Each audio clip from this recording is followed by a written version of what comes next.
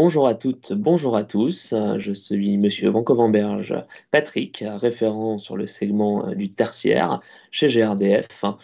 Et je suis ravi de vous accueillir pour le webinaire dédié aux biodéchets, du tri à la valorisation. Je constate que nous sommes tous réunis. Nous allons pouvoir du coup lancer notre webinaire sur la valorisation des biodéchets. Pour cela, je vais dans un premier temps vous parler de l'introduction qui sera réalisée par Monsieur Guillaume Virmot, notre délégué marché d'affaires GRDF. Nous passerons ensuite à un contexte réglementaire qui sera présenté par notre ingénieur efficacité énergétique Frédéric Matisse. Ensuite, nous aurons deux témoignages. Un premier sur la mise en place du tri par Madame Singpol Laïla, qui est donc du collège Anatole France de Ronchin. Et nous terminerons avec la collecte et la valorisation de nos biodéchets, qui sera présentée par Charles Deschamps et l'entreprise Trion Environnement. Et je terminerai par effectuer une conclusion de ce webinaire. Je vais dès à présent passer la main à Guillaume pour pouvoir vous donner un petit mot d'introduction sur notre stratégie et parler du prix des énergies. Guillaume, je te passe la main. Bonjour à toutes, bonjour à tous. Écoutez, je suis ravi de vous voir si nombreux à ce webinaire sur les biodéchets. Donc, je suis Guillaume Virmot. Merci Patrick de m'avoir introduit.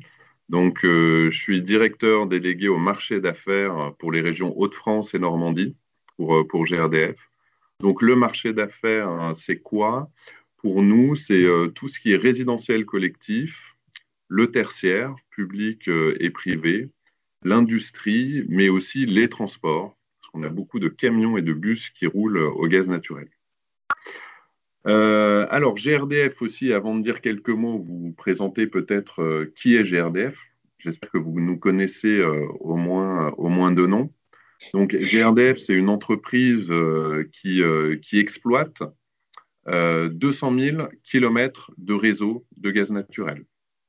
Okay, donc, on aime à dire que ça représente 5 fois la circonférence de la planète pour se donner un peu d'importance, mais aussi pour donner à voir tout le travail que c'est au quotidien d'entretenir, de concevoir, de maintenir ce réseau de gaz naturel qui permet, grosso modo, à plus de 11 millions aujourd'hui de foyers, d'entreprises, de bâtiments divers et variés, de se chauffer, d'avoir de l'eau chaude, mais aussi de la cuisson. Aujourd'hui, GRDF, on est le premier distributeur de gaz naturel en Europe et on fait partie du top 3 mondial. Donc, il faut vraiment l'avoir en tête que c'est un champion national de la distribution de gaz naturel qui emploie en France 11 000 salariés aujourd'hui pour servir, comme je l'ai dit, plus de 11 millions de clients. On a un projet d'entreprise qui est entièrement tourné vers le gaz vert. Donc, le gaz vert, c'est quoi? C'est du gaz renouvelable, c'est du gaz décarboné qu'on va produire en France, qu'on produit déjà aujourd'hui et de plus en plus. Donc, vraiment, on s'inscrit dans un objectif de neutralité carbone et on s'attache jour après jour à verdir ce gaz en France. Une fois ces propos introductifs un peu réalisés pour vous dire d'où je parle et quelle est l'entreprise qui vous parle, on m'a demandé de faire un petit point sur le prix des énergies. C'est un sujet qui a beaucoup agité les discussions l'année dernière, hein, suite notamment au conflit entre la Russie et l'Ukraine, mais suite aussi aux grandes difficultés du parc nucléaire en France. Et puis, avec la sécheresse qu'on a connue, les difficultés des centrales hydrauliques. Donc aujourd'hui, le prix du gaz naturel en France, comment il est construit? Donc il y a plusieurs briques de coûts. Vous voyez ça sur le visuel à votre gauche. Il y a les coûts d'infrastructure. Donc, qui sont les coûts liés au transport, à la distribution, au stockage du gaz naturel. Un coût lié à la molécule, à l'énergie, mais qui ne représente pas 100% du coût que vous voyez sur vos factures au quotidien. Il y a une partie de taxes, évidemment, hein, qui est assez important aussi. Et puis, les coûts de commercialisation et les marges des différents opérateurs qui interviennent sur le marché. Mais il faut avoir en tête que finalement, le coût de l'énergie, c'est vraiment la brique rouge et c'est celui-là dont on a vu les prix s'envoler en fait durant toute l'année 2022. Donc, comme vous pouvez le voir sur le graphique du milieu, les prix du gaz ont fortement évolué.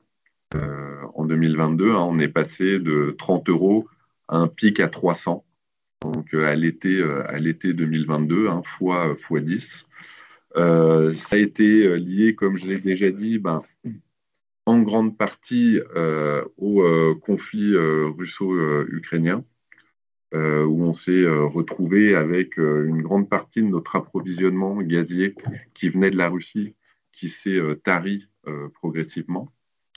Mais il faut avoir en tête qu'en France, on a été assez résilient parce que la partie de l'appro en gaz russe est assez limitée. On était avant la crise à 16-17%. Aujourd'hui, on est quasiment à zéro. Quand d'autres grands pays comme l'Italie ou l'Allemagne, eux, dépendaient du gaz russe à 40 ou 50%. Donc, eux étaient dans une situation autrement plus compliquée que la nôtre en France, parce qu'on avait déjà un sourcing qui était extrêmement diversifié. Donc, on a pu aller chercher d'autres sources d'approvisionnement ailleurs pour compenser. Mais pour aller chercher d'autres sources d'approvisionnement, il a fallu activer le levier prix. Hein, donc, on l'a payé un peu plus cher. Aujourd'hui, on est revenu à une situation d'avant-crise. Les prix ont été à nouveau divisés par 8 ou 10 et les prix ont retrouvé les fondamentaux, ont retrouvé leurs fondamentaux. Donc on est toujours en tension sur l'équilibre entre l'offre et la demande, mais aujourd'hui on a réussi à remplacer le gaz russe. Donc on a déjà des solutions pour remplacer ce gaz en France, mais aussi ailleurs en Europe, ce qui fait qu'il n'y a plus de perturbations sur les prix au jour d'aujourd'hui. Et tous les stockages de tous les pays européens sont pleins aussi. Hein. La Commission européenne a mis en place des contraintes très fortes pour obliger tous les opérateurs à remplir les stockages au maximum. Donc, du coup, on est dans un climat qui est beaucoup plus serein et les prix du gaz se sont vraiment apaisés. Les prix de l'électricité, en revanche, sont toujours un peu plus élevés, et notamment en France, du fait d'un contexte très spécifique sur les tranches nucléaires qui ne sont pas aussi disponibles que prévu, et du fait aussi du poids important de l'hydraulique en France, affecté par la situation de sécheresse qu'on connaît aujourd'hui. Donc les prix, hein, vous le voyez, ils sont différents pour chaque année. Hein. Il y a un prix pour 2024, un prix pour 2025, un prix pour 2026. Ce qui est intéressant de voir, c'est que plus on s'éloigne dans le temps, plus les prix sont bas. Et ça montre bien que structurellement, il n'y a pas de problème sur l'approvisionnement de gaz. Il n'y a pas de déséquilibre entre l'offre et la demande à moyen terme. C'est vraiment le court terme et la situation géopolitique qui a créé un peu d'émotion chez les acteurs, chez les opérateurs, et du coup un peu de tension sur le marché. Et les prix spot, donc qui sont en jaune, donc c'est vraiment les prix pour le lendemain, les prix les plus court terme, on va dire, ils sont encore plus bas que les prix pour l'année 2024 ou l'année 2025. C'est-à-dire que si on veut du gaz pour demain, on le paye très peu cher parce qu'aujourd'hui, le marché est très liquide. Donc voilà, ce qu'il faut retenir, c'est qu'on a connu une année 2022 extrêmement déstabilisante sur les prix du gaz liés à des facteurs géopolitiques, mais aussi à des facteurs nationaux, hein, notamment des problèmes sur le marché de l'électricité. Il y a du coup eu besoin de beaucoup plus de gaz pour faire fonctionner le système face à une moindre disponibilité du nucléaire et de l'hydraulique, mais que là, on est dans un climat d'apaisement et les prix aujourd'hui retrouvent les niveaux d'avant-guerre. Donc voilà, c'est une énergie gaz qui est disponible aujourd'hui, même dans un contexte très compliqué, on a réussi à retrouver de la ressource et qui est à nouveau compétitive. Mais c'est aussi une énergie qui se verdit. Ça, c'est ce que je voulais vous montrer sur le slide d'après. Alors, c'est pas le bon slide, merci. Euh, donc, c'est le biométhane. Donc, le biométhane, c'est quoi? C'est un gaz vert qui produit à partir de déchets, souvent, de déchets notamment agricoles en grande partie, mais pas que. Qui s'est développé en France, hein. La première injection a eu lieu à Sequedin, à côté de Lille, en 2011. Et puis, 10 ans après, vous voyez, on est à plus de 500 sites qui produisent du gaz vert en France. Donc, c'est du gaz qui est vraiment produit à partir de la digestion anaérobie de déchets. Donc, c'est vraiment produit localement à partir de nos déchets récupérés, triés et collectés localement. Et, et qui, du coup, sont reconnus comme renouvelables. C'est-à-dire le bilan carbone du biométhane est sensiblement le même que l'énergie solaire. Et donc, c'est reconnu au niveau européen et au niveau français comme une énergie renouvelable. Et là, vous voyez donc en vert sur le graphique, hein, le total de sites qui injectent. Donc, vous voyez que c'est une croissance qui est vraiment exponentielle. Et en vert clair, vous voyez les nouveaux sites qui apparaissent. Donc, vous voyez, en 2021, en 2022, en 2023, on a 150 sites qui ont vu le jour chaque année. Donc, c'est quoi? C'est un tous les 2-3 jours.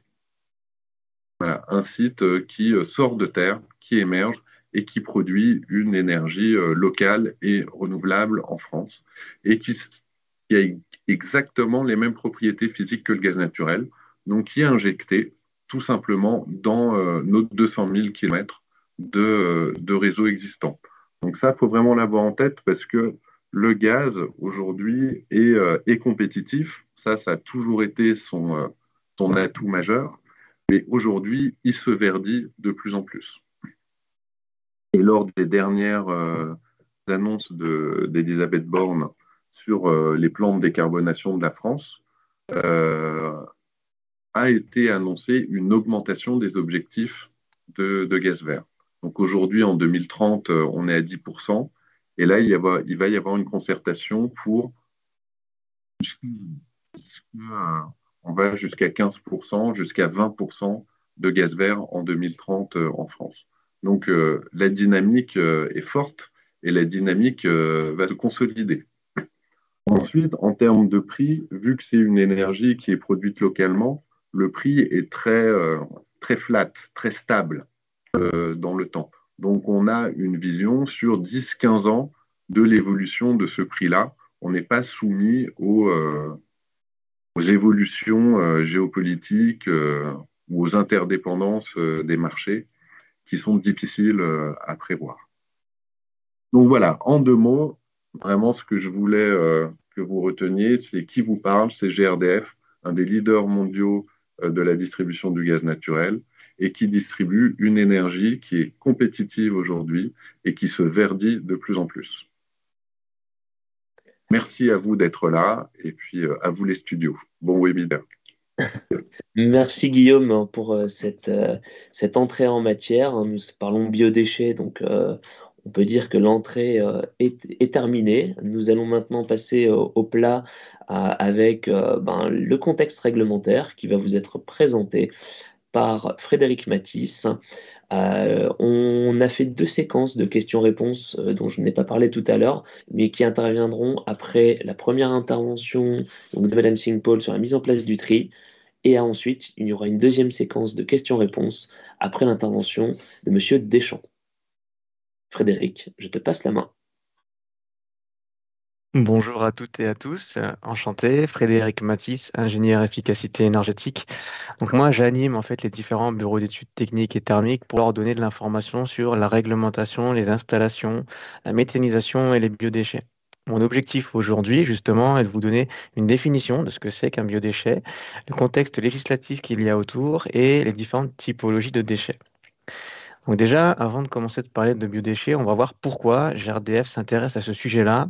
Alors nous, on est missionné par la CRE, donc la Commission de régulation de l'énergie, qui demande justement sur ce thème-là, les biodéchets, d'intervenir sur trois informations. La première, donc informer les différentes parties prenantes, les collectivités, les porteurs de projets sur le contexte réglementaire, ce que l'on fait actuellement, les leviers activables de mobilisation pour un projet, les acteurs que l'on peut mobiliser, on le verra par la suite avec notre webinaire, les opportunités et gains ENR et les économies circulaires.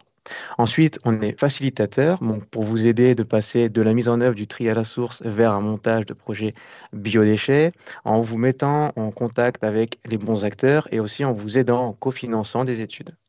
Et enfin, on anime et on sensibilise sur la méthanisation des biodéchets pour vous donner de l'information sur la vertu que cela peut apporter, aussi bien en économie circulaire qu'en énergie renouvelable. Concernant les déchets, avant de parler de biodéchets, on va déjà définir les différentes typologies de déchets. Ce qu'il faut savoir, c'est qu'aujourd'hui, chaque déchet possède un statut juridique. C'est-à-dire que, en fait, chaque typologie de déchet va avoir une obligation dans son traitement, dans sa collecte, dans sa production, à chaque étape, en fonction de sa typologie.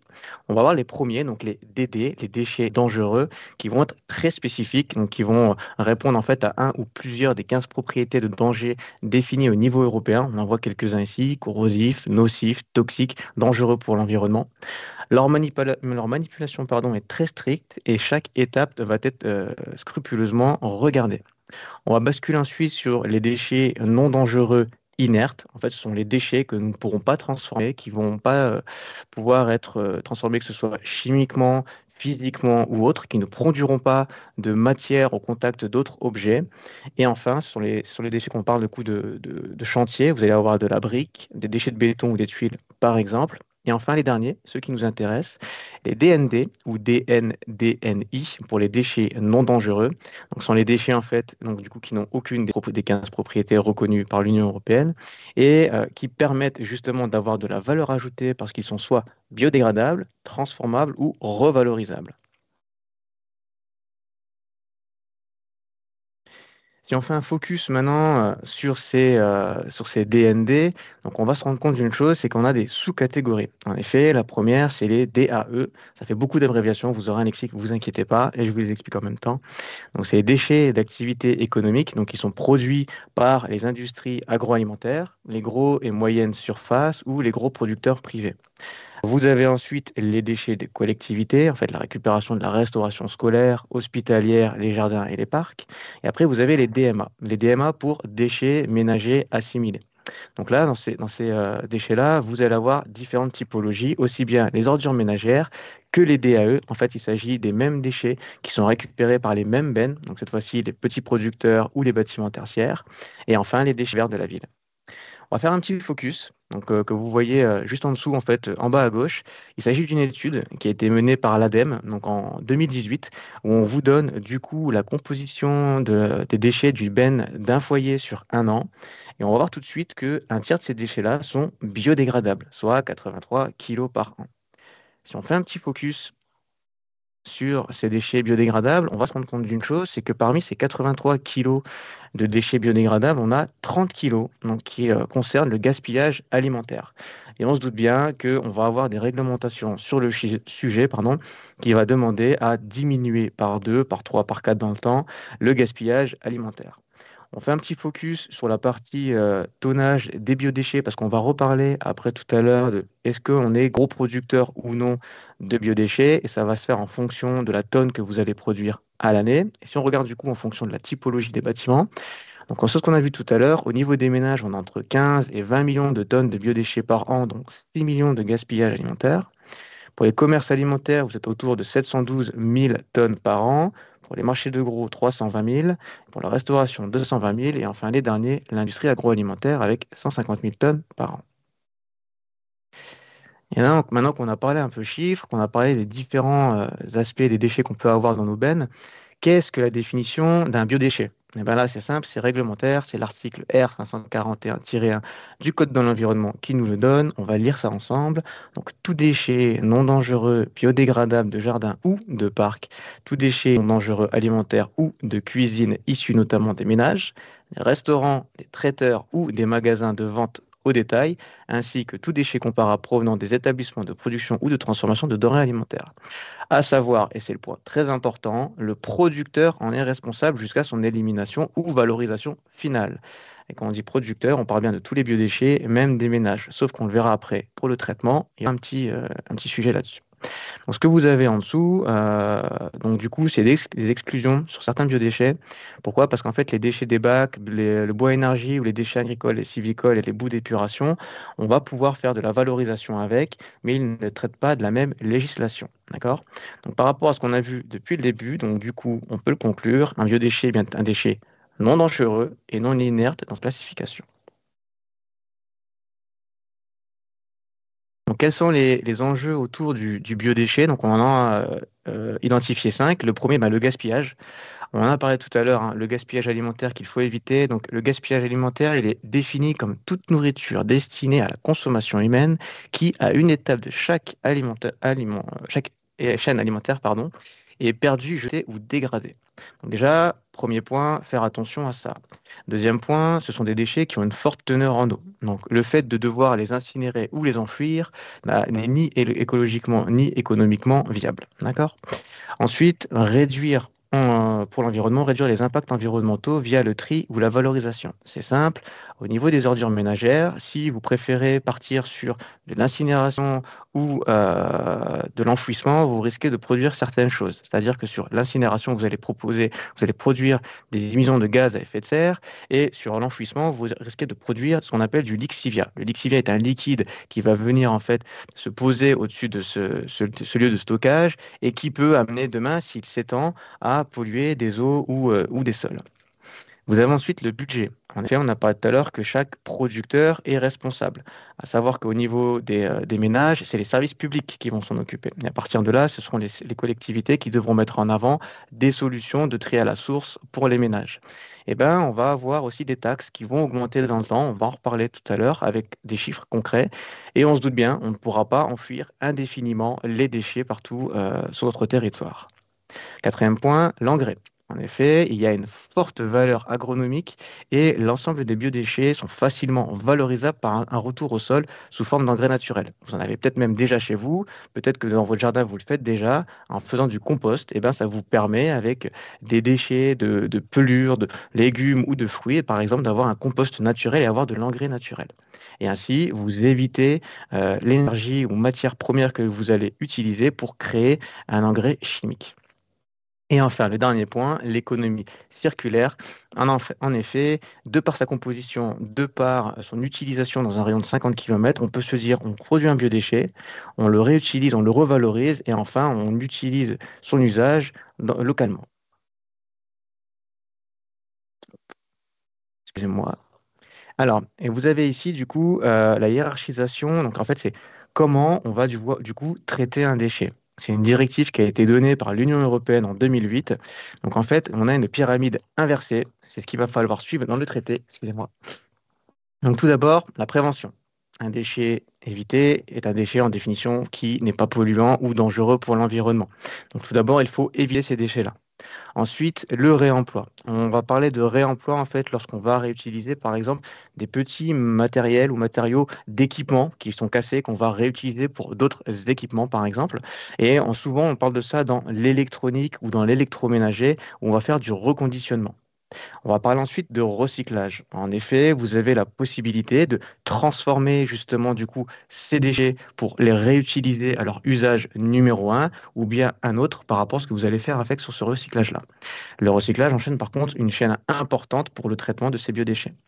Enfin, vous avez la valorisation énergétique où dans l'idée, ce que l'on va faire en fait, c'est qu'on va créer ce qu'on appelle des combustibles qui vont substituer aux matières premières pour valoriser de l'énergie. On parle, vous avez peut-être déjà entendu parler de CSR, de combustible solide de récupération. Et enfin, la toute dernière étape est l'élimination. Donc, c'est vraiment l'étape ultime. Si vous n'avez pas pu du tout soit éviter, soit réemployer, recycler ou valoriser le déchet, vous l'éliminez, sauf que vous risquez d'émettre des gaz à effet de serre ou du lixivia via l'enfouissement. Excusez-moi.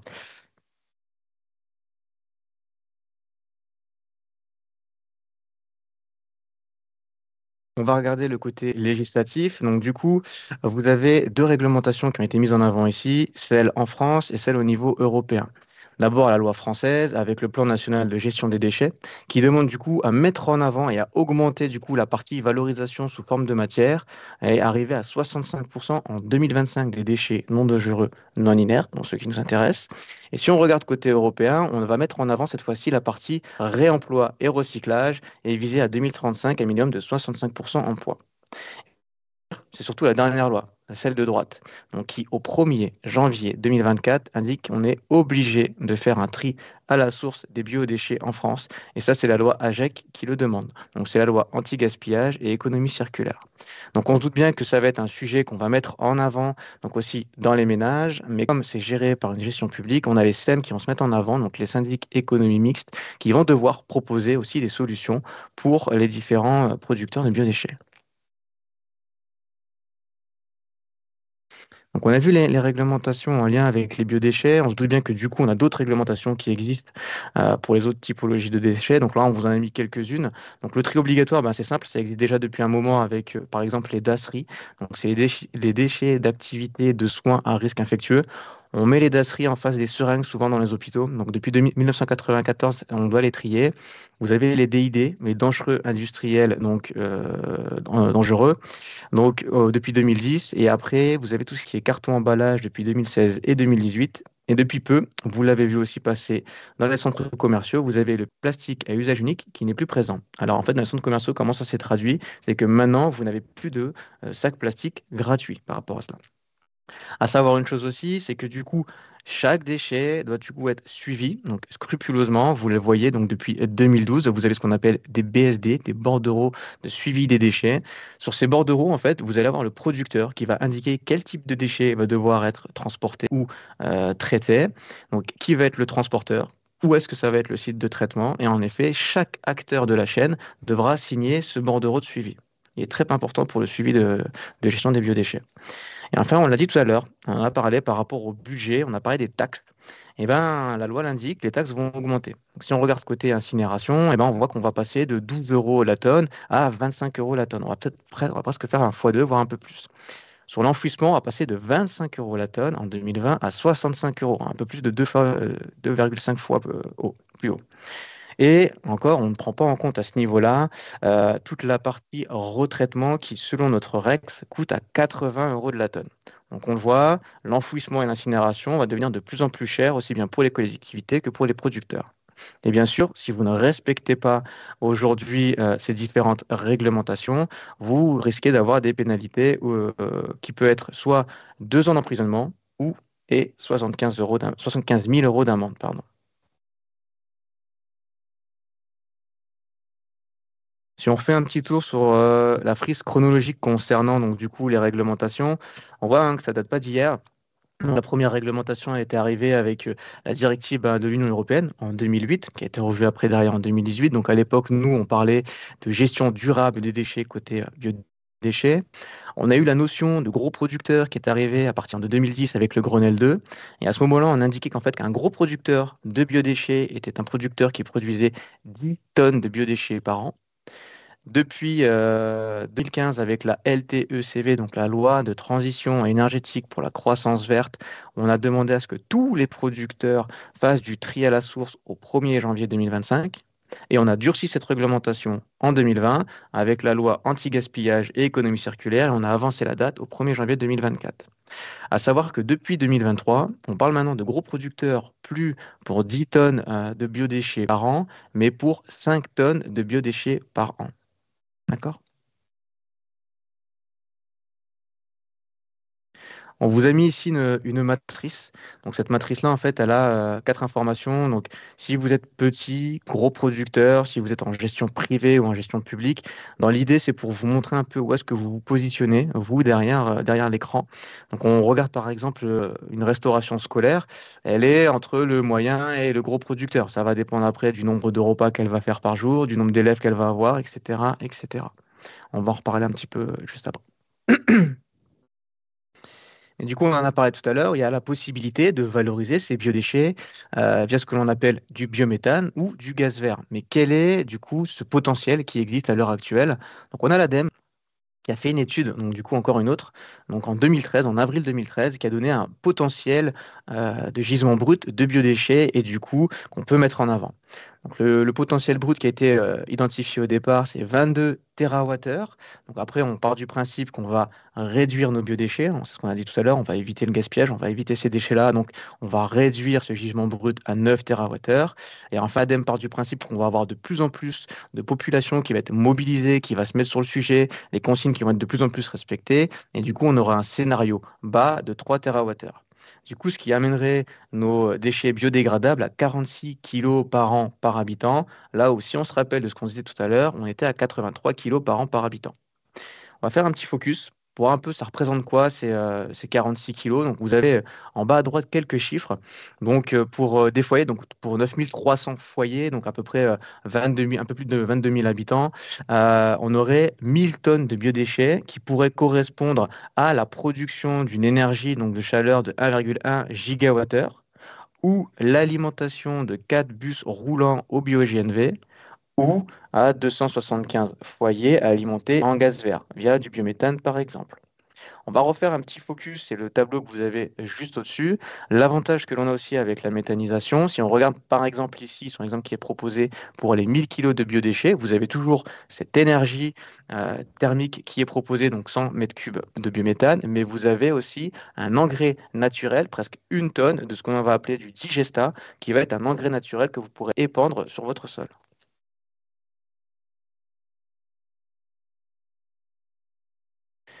On souhaitait vous mettre en avant une autre étude qui a été réalisée cette fois-ci par toujours l'ADEME et la GNR. C'est vrai que je ne l'ai pas dit, mais l'ADEME, c'est l'Agence de l'environnement et de la maîtrise de l'énergie. Et la GNR, c'est le groupe national de la restauration. Suite à l'étude qu'ils ont montrée, en fait, ils ont regardé à peu près un ratio de production de biodéchets par repas produit en fonction des typologies. Donc ici, cuisine centrale, cuisine scolaire, restauration collective, etc., etc.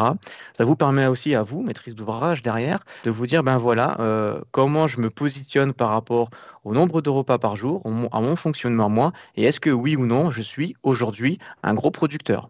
Donc là, à l'époque, quand l'étude avait été réalisée, on parlait encore des 10 tonnes par an. Mais retenez aujourd'hui qu'on parle d'un gros producteur à partir du moment où vous avez 5 tonnes de biodéchets par an.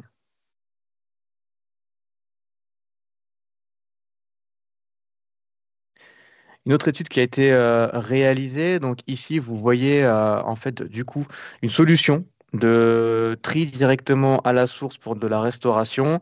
Deux possibilités, soit vous mettez cette table que vous voyez sur votre écran directement en salle ou vous la mettez en cuisine. Donc, tout de suite, l'étude qui avait été réalisée à l'époque a montré une chose, c'est que la sélection de tri directement en cuisine était bien moins chère et en plus le personnel de cuisine qui s'occupait de faire le tri à la place des usagers, il était du coup de bien meilleure qualité. Donc c'est aussi ce qu'on va pouvoir vous mettre en avant par rapport à cela.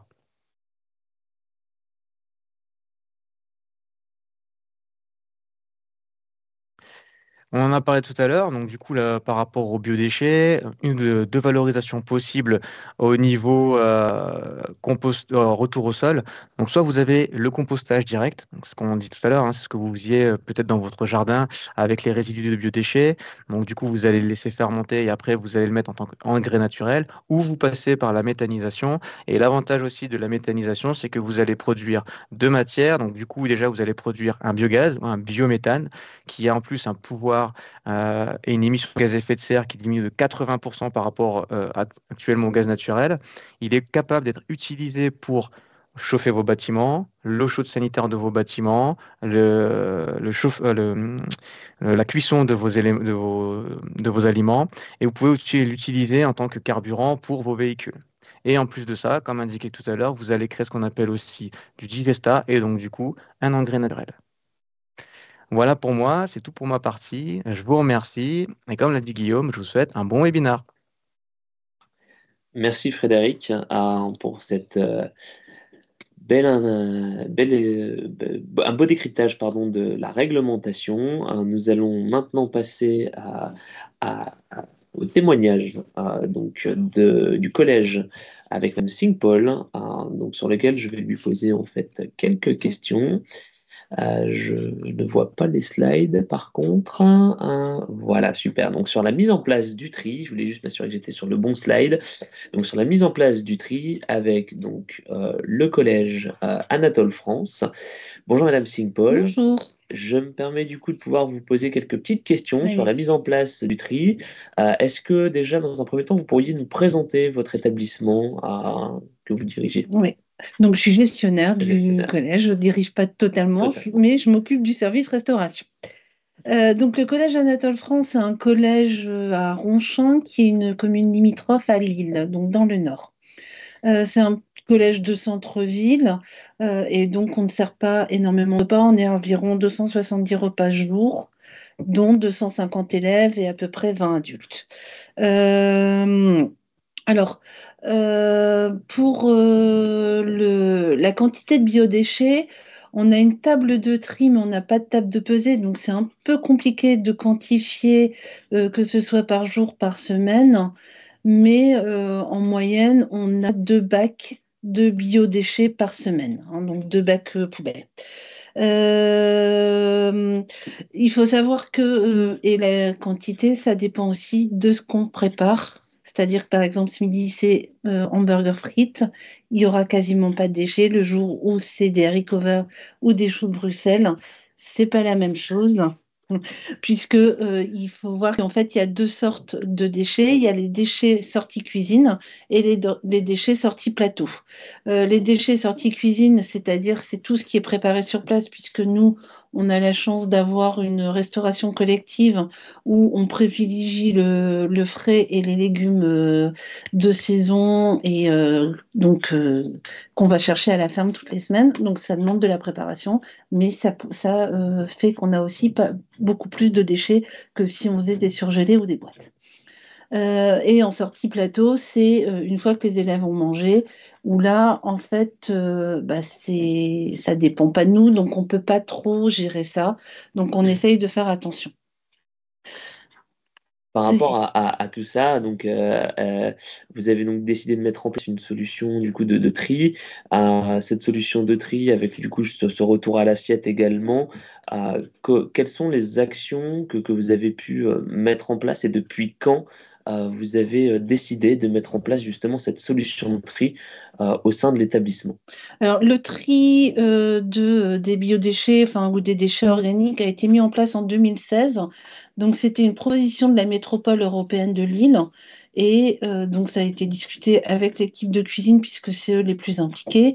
Après, ça implique aussi tous les autres partenaires ou tous les autres membres de la collectivité ou de la communauté éducative, pardon, mais principalement le personnel de cuisine, puisque c'est eux qui sont les plus impactés.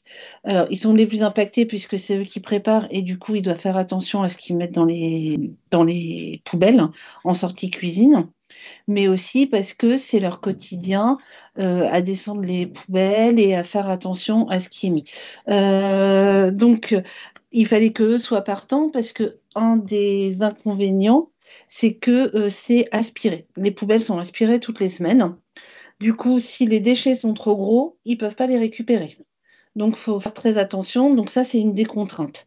L'autre contrainte, c'est en sortie plateau, les élèves, il faut surtout faire attention qu'il n'y ait pas de déchets non biodégradables dans les poubelles de dégradables. Hein. Donc, c'est une attention particulière à apporter tous les jours. C'est pour ça que je dis que ça implique l'ensemble de la communauté éducative, puisque, outre le personnel de cuisine, il y a aussi le personnel d'entretien ou qui s'occupe de la plonge et qui, eux, s'occupent de sortir les poubelles, donc du coup, de bien faire attention. Et aussi le personnel de vie scolaire en priorité, puisque c'est eux qui s'occupent des desserts plateaux, puisque chez nous, ce sont les élèves qui trient leur plateau et pas le personnel de plonge. Super. Et par rapport aux élèves, de ce fait, est-ce que vous avez mené une action de sensibilisation, d'explication au travers de cette cible du coup des élèves qui du coup se doivent maintenant de faire attention au tri qu'ils effectuent en sortie d'assiette? Alors, outre un affichage qu'on a fait dans le réfectoire et des actions qu'on met en place de manière quotidienne, le personnel de cuisine et moi-même, on a beaucoup travaillé avec les éco-délégués et avec le club de développement durable, pardon, du collège, pour justement qu'ils deviennent les ambassadeurs et qu'ils incitent leurs camarades de classe ou leurs copains à faire plus attention et à regarder aussi autour d'eux pour que ça devienne un automatisme pour tout le monde.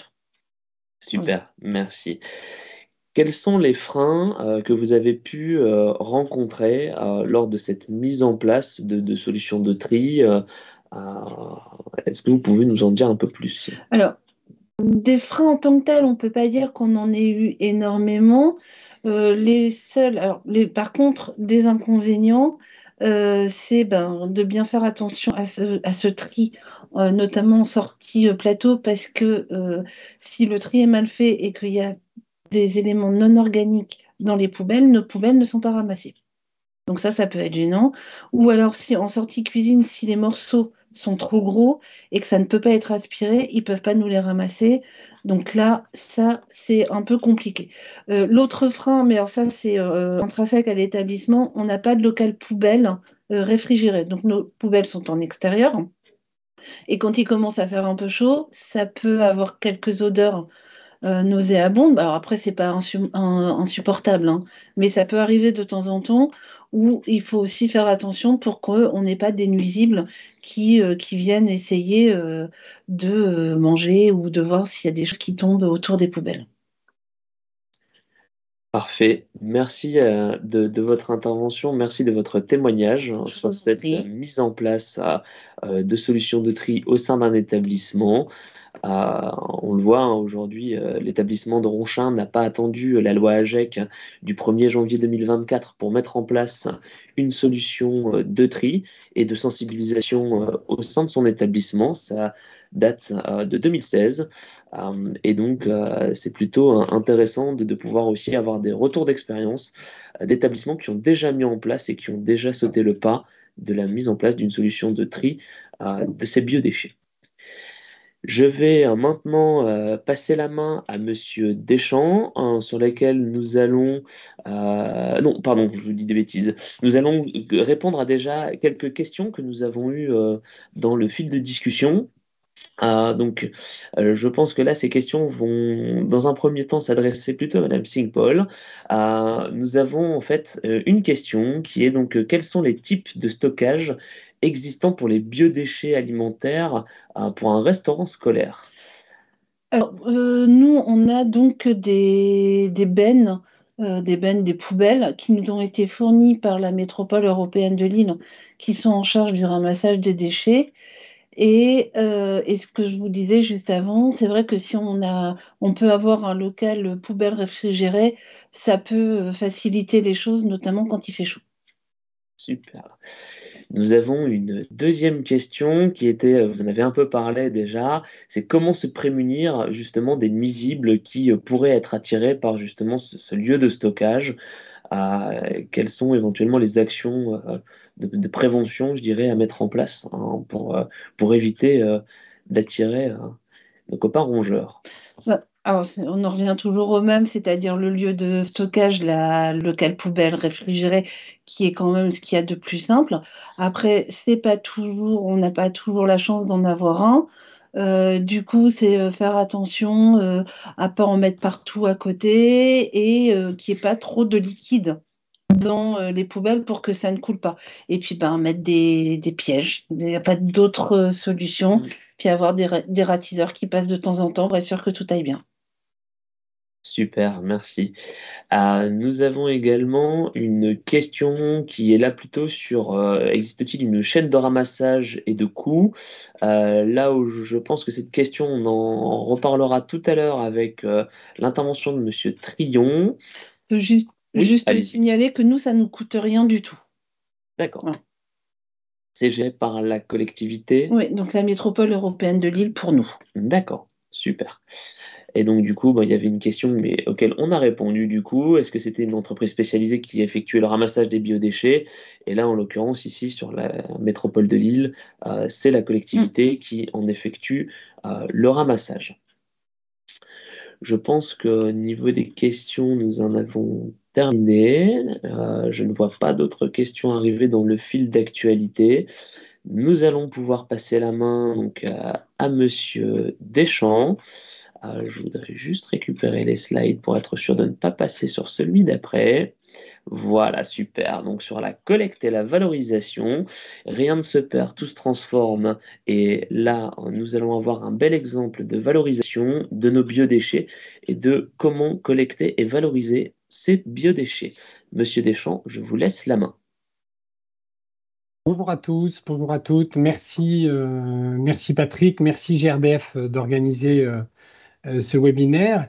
L'idée, effectivement, c'est de vous présenter par l'exemple de Trion Environnement le développement de filières biodéchets, de collecte et de traitement sur les territoires. Trion Environnement, nous sommes un acteur spécialisé dans les biodéchets alimentaires tels qu'ils vous ont été présentés. Et nous intervenons sur toute la vie de ce biodéchet, depuis l'accompagnement à la mise en place du tri sélectif chez les producteurs professionnels, mais aussi en accompagnant les collectivités. Nous déployons aussi nos moyens de collecte, les bennes à ordures ménagères ou triporteurs suivant la typologie de l'habitat. Nous développons, nous exploitons les unités de traitement et de valorisation qui sont la clé de voûte de la filière. Alors, nous, on appelle ça le modulo. C'est notre unité qui fait la réception et le traitement et qui permet la valorisation, la double valorisation, donc la production du biométhane injecté dans le réseau de distribution, souvent GRDF, et la production des fertilisants qui sont les digestats, qui repartent en utilisation agricole par le biais de plans d'épandage. Nous sommes aussi présents sur toute la chaîne de valeur, donc depuis la conception, puisque c'est nous qui avons créé cette technologie, le modulo, que nous possédons. Nous développons les unités de méthanisation, les circuits de collecte également, donc les projets. Nous les finançons, nous les construisons et nous exploitons sur la durée de vie. Alors on se finance sur 15 ans, mais les unités de méthanisation ont des horizons beaucoup plus lointains avec des durées de vie qui dépassent la cinquantaine d'années. Alors, sur le territoire national, aujourd'hui, les collectivités sont en recherche de solutions. L'obligation réglementaire au 1er janvier 2024 se rapproche et mieux vaut tard que jamais, les collectivités, pour beaucoup, rentrent dans le sujet maintenant et sollicitent beaucoup les bureaux d'études, les acteurs du biodéchet. Et on distingue, nous, trois types de territoires qui sont très en recherche. Il y a les territoires à forte contrainte foncière, donc l'Île-de-France, la région PACA, région Hauts-de-France, département Nord, notamment. Les centres urbains de taille intermédiaire pour lesquels les grands industriels du déchet ne proposent pas vraiment de solutions, donc ils sont en manque de solutions techniques. Et puis, on a également les territoires qui ont une stratégie environnementale ambitieuse. Par exemple, l'agglomération de Pau qui s'est donné comme objectif zéro carbone à 2040. Donc, dans ce cadre-là, Trion Environnement a défini une ambition au niveau national de participer à la structuration de cette filière avec, à échéance 2025, 5 unités et à échéance 2030, une trentaine d'unités sur le territoire national qui généreront une capacité de traitement d'environ 250 000 tonnes de biodéchets pour une production d'énergie de 250 gigawattheures de biométhane injecté dans les réseaux. Alors, voilà une fiche projet. C'est notre première unité qui s'appelle Module. donc à Carrières-sous-Poissy. L'idée, c'est cette unité, vous pouvez voir sur la photo aérienne, c'est une unité ultra compacte qui permet de réceptionner, de traiter, donc avec deux traitements, le déconditionnement, donc on sépare les emballages de la partie organique, ça c'est une clé, c'est la clé de la qualité du retour au sol. Ensuite, on a un second pré-traitement qui est l'hygiénisation, le chauffage à 70 degrés pendant 1 heure, qui permet de garantir la qualité sanitaire et éviter la prolifération de pathogènes, notamment transmis par les sous-produits alimentaires, les déchets de viande qu'on peut retrouver dans nos biodéchets. Et puis, sur le même site, et c'est l'une de nos particularités, c'est d'être capable d'appliquer ces pré-traitements et de valoriser de générer le biométhane par méthanisation. Ce sont les petites cuves que vous voyez derrière, et de pré-traiter ce gaz pour l'injecter directement. Donc, on a cette capacité et le fait de détenir la technologie nous permet d'être capable de déployer un projet comme celui-là en 2 ans seulement entre la sécurisation du foncier et la mise en service, donc la réception des premiers déchets. Notre emprise foncière est de 2500 mètres carrés. Et nous allons pouvoir traiter sur un site comme celui-ci de 3 000 à 10 000 tonnes de biodéchets par an, ce qui correspond à 10 000 tonnes à la production d'un territoire, d'une population de 150 000 habitants en zone urbaine, professionnels et ménages compris. On va générer une vingtaine de CDI directs entre l'exploitation du site et la collecte. Je le disais tout à l'heure aussi, une unité comme celle-ci va générer 10 gigawattheures, ce qui correspond donc 10 gigawattheures de biométhane injecté dans le réseau, l'équivalent de la consommation de quasiment 4000 habitants. Et la réduction de l'empreinte carbone du territoire est de 1000 tonnes de CO2 par an. Alors, chaque projet s'inscrit dans son territoire et répond à un besoin exprimé. Notamment pour les Yvelines, l'objectif du département, c'était d'être capable de collecter l'intégralité de ces collèges, des biodéchets des collèges, ce qui est fait, ce qui est effectif aujourd'hui et depuis d'ailleurs plusieurs mois avant l'échéance réglementaire.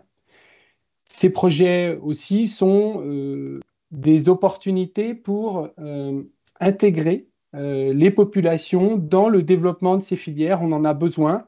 La mise en place du tri sélectif, c'est une contrainte qui va s'appliquer à chacun d'entre nous. Le fait de disposer d'un outil à proximité en entrée de ville, ça permet de générer une boucle complète sur son territoire et de montrer aux citoyens que le geste va générer un productible, un gaz qu'on va retrouver dans le réseau. Et on dispose, nous, en tant que développeurs, d'outils comme le financement participatif pour encore plus intégrer, dès le stade du développement, les populations dans ces nouvelles filières qui sont créées.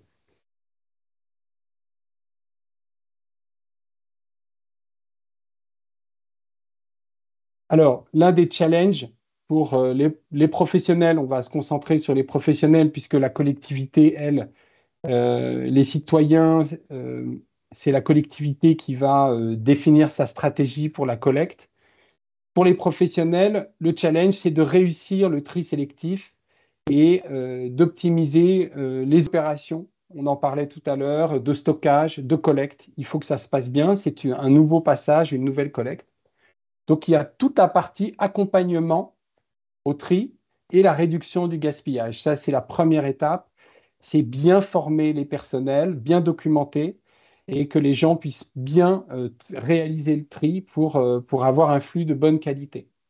Ensuite, l'autre challenge, c'est la qualité de la collecte. Il faut, on en parlait tout à l'heure, pendant les périodes où la température s'élève, pour les sites qui n'ont pas de local aéré ou réfrigéré, c'est la capacité à augmenter les fréquences de collecte et répondre aux problématiques des producteurs. Donc, c'est une collecte sélective, fiable, puisque le vendredi, si l'établissement ferme le week-end, il faut venir absolument collecter le bac biodéchets, et réactive, c'est-à-dire en cas de problématique, être capable de refaire une passe, de refaire une collecte pour vider un bac. Et puis, évidemment, dans la problématique de la gestion des déchets, 60 à 75% du coût, c'est la collecte. Et donc, l'idée, c'est ça l'idée du modulo, c'est de rapprocher cette unité de traitement des centres-villes où sont réalisées la collecte des biodéchets. Et donc, c'est rapprocher, c'est optimiser la logistique pour pouvoir baisser le coût de gestion et rendre possible, finalement, rendre accessible cette collecte des biodéchets.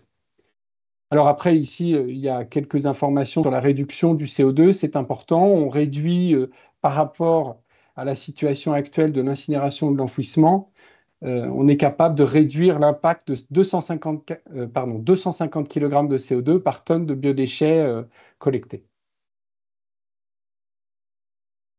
Alors, voilà un exemple assez simple de consigne, mais c'est clé, c'est la clé.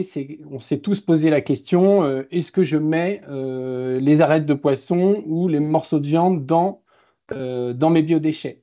Donc l'idée, c'est d'être capable de proposer une documentation simple et facilement lisible pour les gens qui vont réaliser le geste.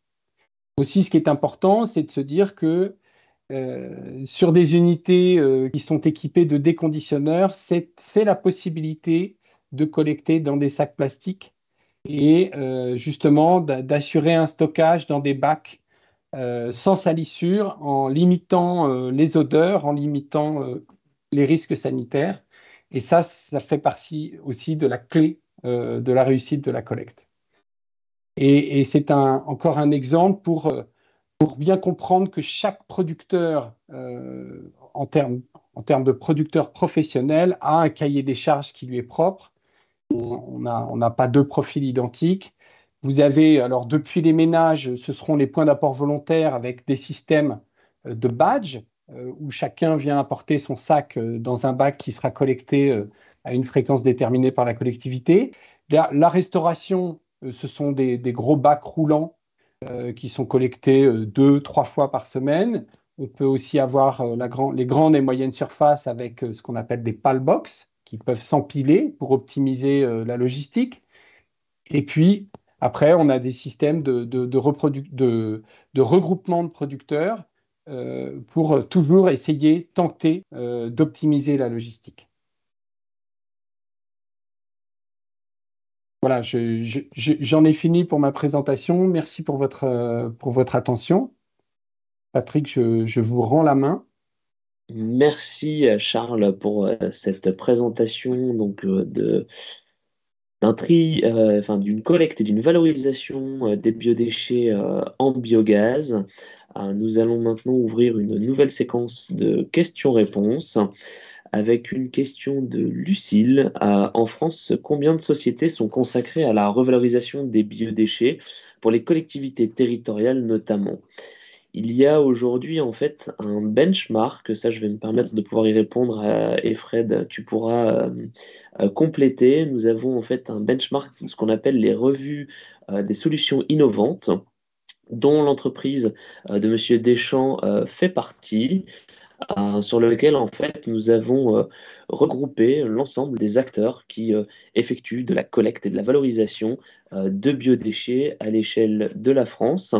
Vous retrouverez le lien de ce guide et de cette solution des revues innovantes dans le replay qui vous sera envoyé pour pouvoir accéder, et vous retrouverez en fait la maturité des projets que nous avons notés. Vous verrez également ce qu'ils traitent et comment ils le traitent avec du compostage ou de la valorisation en énergie biométhane. Et vous aurez également les coordonnées des interlocuteurs des entreprises concernées.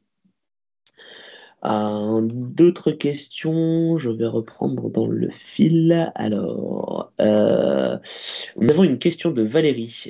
Bonjour, qui est responsable de la collecte des biodéchets, l'école ou l'entreprise qui est en charge de la restauration?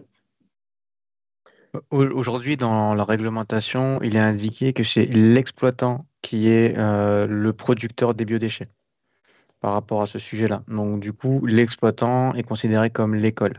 Après, le détendeur doit notamment, en termes de configuration des locaux, mettre à disposition les moyens nécessaires pour pouvoir le faire. Mais c'est bien l'exploitant qui en est responsable.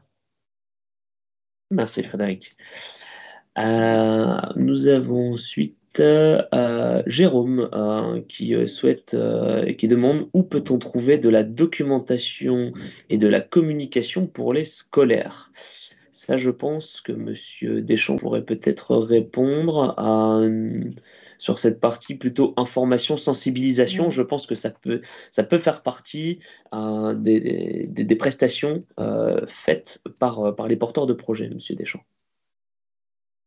Oui, c'est ça. C'est-à-dire que chaque prestataire qui propose une solution de collecte et de traitement, généralement, propose des plaquettes et de la documentation, même de la formation pour les personnels qui vont soit directement réaliser le tri, soit au contact, par exemple, des collégiens ou lycéens, les former eux. Donc, alors, il doit exister des bases de documentation, certainement d'ailleurs sur le site de l'ADEME, des fiches de tri. Et puis après, la question, c'est suivant le collecteur, chaque collecteur propose un système qui lui est propre.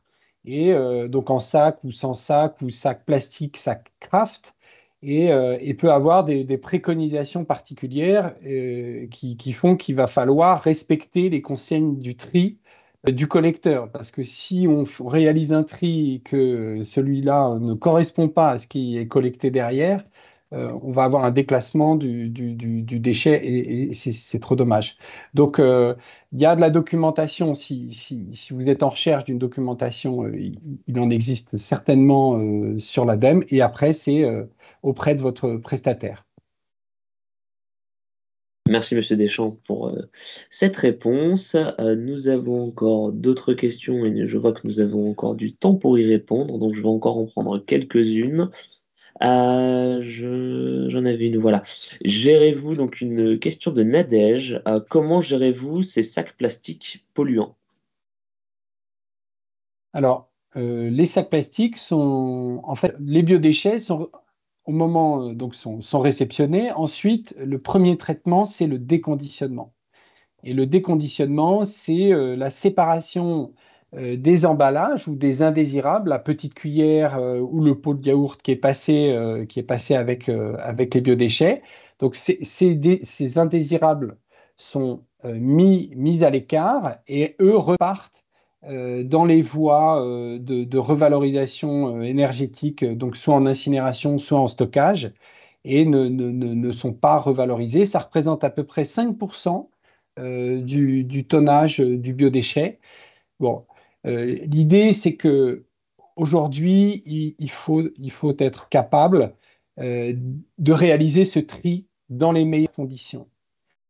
Si vous avez des poubelles qui se salissent trop, vous allez avoir des problématiques sanitaires ou olfactives, et donc le tri, les gens vont s'arrêter. Donc le fait d'être capable de réceptionner un biodéchet dans un sac et de retirer ce sac proprement, aujourd'hui on y arrive, en fait ça va nous permettre de lancer la machine.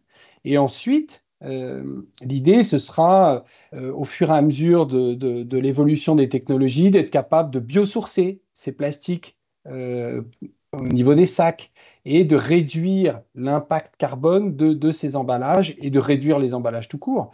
Mais l'idée, c'est de commencer à réaliser le tri dans les meilleures conditions. Merci Monsieur Deschamps. Il y a une seconde question du coup qui est arrivée sur justement les sacs plastiques après la collecte. Qu'est-ce que vous en faites?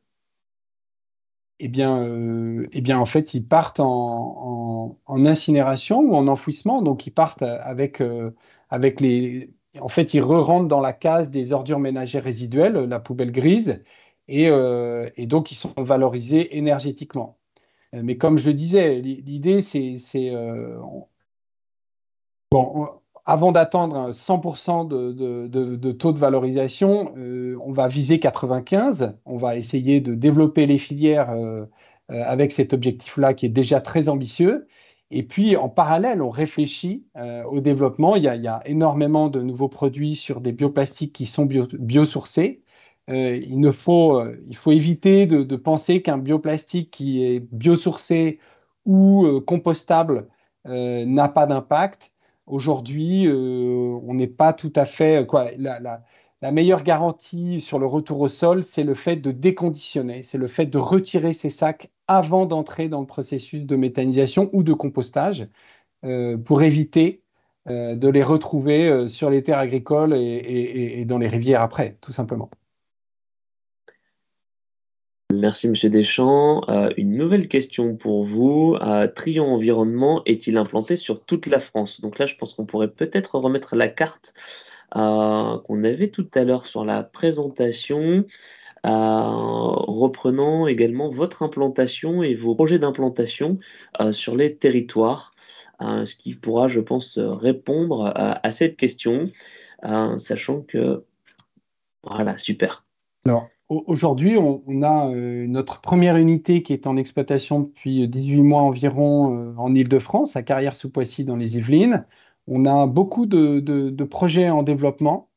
Il faut bien se rendre compte que la filière biodéchets est une filière en cours de développement et que les unités de traitement, méthanisation ou compostage sont des sites industriels qui mettent du temps pour se développer, hein. C'est pour ça que le fait d'avoir un réveil global des collectivités à 1 an de l'échéance, une unité industrielle, le temps de développement classique, c'est entre 3 et 6 ans. Nous, on arrive par le fait d'avoir développé notre technologie, on arrive à comprimer ce temps, mais il nous faut au moins 2 ans, parce qu'on va demander des autorisations administratives, permis de construire, installation classée pour la protection de l'environnement, qui mettent un certain temps à être construites avant d'être instruites. Et donc, voilà le plan de développement que vous voyez sur la carte. On a une trentaine d'opportunités sur le territoire national, 5 projets très bien avancés. Et voilà, donc ça veut dire que notre prétention, notre ambition, c'est d'être présent sur tout le territoire national. Et après, les projets avancent au gré des facilités ou des difficultés qu'on a à développer les projets sur les territoires. Merci, Monsieur Deschamps. Nous avons une question également de Muriel, qui est donc comment fait-on si la commune ne met pas en place les poubelles pour recevoir les déchetteriers dans notre école? Alors là, c'est la question des assimilés. Ça veut dire, et c'est une question qui se pose sur les biodéchets, les collectivités, parce qu'il y a la problématique du développement des projets, et puis après, il y a la problématique du déploiement de la collecte. Et dans le cadre des collectivités, on parle de commandes publiques, on parle d'installation de points d'apport volontaires sur le domaine public. Donc c'est une sorte de double développement en parallèle et la collecte de la collectivité, par la collectivité, la définition de cette collecte prend un temps qui est au moins de 5 ans pour aboutir à un dispositif opérationnel sur tout le territoire. Donc il est vrai que les gros producteurs vont se retrouver, ou les producteurs qui sont assimilés peuvent se retrouver dans une situation où la collectivité ne leur propose pas de solution. On le rencontre très souvent sur les territoires. Et bien là, il faut se tourner vers les acteurs privés, les collecteurs qui proposent des solutions de collecte justement vers les professionnels qui vont vous faire des propositions de mise en place de bacs, de systèmes de tri, de bacs et puis d'une prestation de collecte. Donc il faut adresser ces collecteurs. La collectivité, a priori, si elle ne vous propose rien, c'est qu'elle n'a pas de solution. Merci, Monsieur Deschamps. Et on va traiter une dernière question. Existe-t-il une chaîne de ramassage et quel coût? Est-ce que vous pourriez, je pense, parce que la chaîne de ramassage, on en a déjà un peu parlé avec la revue des solutions innovantes et donc du benchmark de tout ce qui peut exister. Et le coût, est-ce que vous pourriez donner un ordre d'idée en termes de coût de collecte, par exemple? Alors, il existe naturellement des chaînes de ramassage. Aujourd'hui, il y a de la collecte et de la valorisation des biodéchets sur beaucoup d'endroits sur le territoire national. Donc, que ce soit de la collecte en bac, en sac, avec des traitements par méthanisation ou compostage, tout existe. La question, c'est de savoir s'il y a des solutions sur votre territoire. Et par rapport à la question du coût, donc, alors là, c'est très variable parce que le coût est construit sur la base de deux piliers. Vous avez le coût de traitement et puis le coût de collecte. Le coût de traitement, alors il est assez variable suivant la technologie, la voie compostage ou méthanisation. Il varie de 70 à un peu plus de 100 euros la tonne. Et puis après, la collecte, c'est très très variable. Ça dépend de la quantité produite, du bac que vous allez demander, de la fréquence de collecte, du taux de remplissage du bac. Donc ça, c'est vraiment très très variable. Donc, et la problématique, c'est que c'est cette collecte qui représente la part la plus importante du coût. Donc, c'est compliqué de donner un chiffre comme ça. Il faut vraiment, l'idée, c'est de solliciter un collecteur, un professionnel et qui vous fasse un chiffrage parce qu'il y a tout un diagnostic qui doit être fait, hein. Parfait, merci Monsieur Deschamps pour cette réponse. Effectivement, tout s'étudie effectivement en fonction des typologies et de l'éloignement du point de collecte. Donc merci à vous pour ces réponses. On va clôturer cette séquence de questions-réponses. Je vais maintenant terminer et conclure tout simplement ce webinaire qui était dédié donc à la valorisation des biodéchets. J'espère que ceci a pu répondre à pas mal d'interrogations. Il y a certaines questions auxquelles on n'a pas pu répondre là de suite, liées au temps. On reviendra vers chacun pour pouvoir vous apporter une réponse. Donc on aura vos coordonnées, vos adresses mail, donc on vous réadressera une réponse personnalisée. Vous retrouverez également le lien du webinaire en replay ainsi que les éléments dont je vous ai parlé tout à l'heure. Donc il y aura un guide sur les biodéchets et vous aurez également la revue des solutions innovantes qui est le benchmark de tout ce qui existe en France sur les solutions de collecte et valorisation. Je tiens à remercier l'ensemble des participants à ces webinaires, notre délégué Guillaume Virmot pour son intervention, son introduction et son focus sur le gaz et sa révolution, parce que demain le gaz sera de plus en plus vert et d'origine locale. Donc ça c'est plutôt intéressant et créera également une économie circulaire. Je remercie également Frédéric Matisse, notre ingénieur efficacité énergétique, qui vous a fait un décryptage d'un point de vue réglementaire sur la loi AGEC et sur l'obligation du tri. Pour faire simple, nous sommes tous concernés demain par le tri de nos biodéchets, qui du coup demain généreront tout simplement une énergie locale verte et disponible. Je remercie également Madame Singh-Paul pour son intervention, ainsi que le collège de Ronchin pour pouvoir avoir témoigné sur la mise en place du tri. Et je remercie également Monsieur Deschamps pour son intervention sur la collecte et la valorisation des biodéchets avec une valorisation liée au biométhane, chose qu'on connaît un peu moins que la partie compostage. Et donc c'est plutôt intéressant de pouvoir aussi vous faire part de tout cela. Avec plaisir. GRDF n'est pas là que pour vous parler de valorisation de biodéchets. Nous accompagnons également l'ensemble de nos clients. Vous retrouverez donc ici vos interlocuteurs en région, hein, sur la partie GRDF. Donc n'hésitez pas à prendre contact si vous avez d'autres questions. Cette carte avec les coordonnées sera également présente dans le lien que nous vous enverrons. Ceci vous permettra de nous recontacter pour obtenir plus d'informations. GRDF vous accompagne également sur d'autres sujets qui sont vos projets de construction, de rénovation ou de changement de matériel, des datas qui sont liées en fait à vos consommations. Nous avons des services qui existent et qui sont totalement gratuits de mise à disposition de vos données de consommation. Donc n'hésitez pas à revenir vers nous.